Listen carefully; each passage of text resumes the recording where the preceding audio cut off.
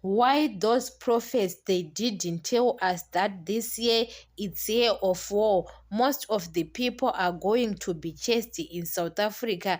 They are supposed to tell people every time before it happens, because we know that the prophets they can prophet us on December what's going to be happen on the next year, but they don't tell people. They can tell people that you are going to be rich, you are going to have got a lot of money, cars, what. Why they don't prophetize people? Because they are supposed to give people a warning that you have to go back to your country. There is something is going to be happen in South Africa. People are being chased.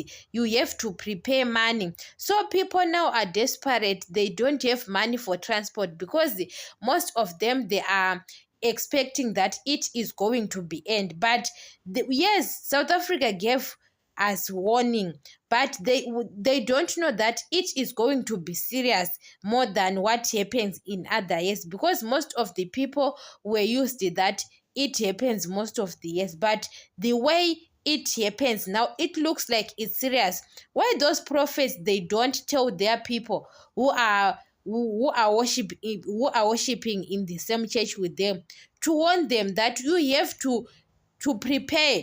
Something is going to be happen this year. It's year of war, guys. We don't want to lie.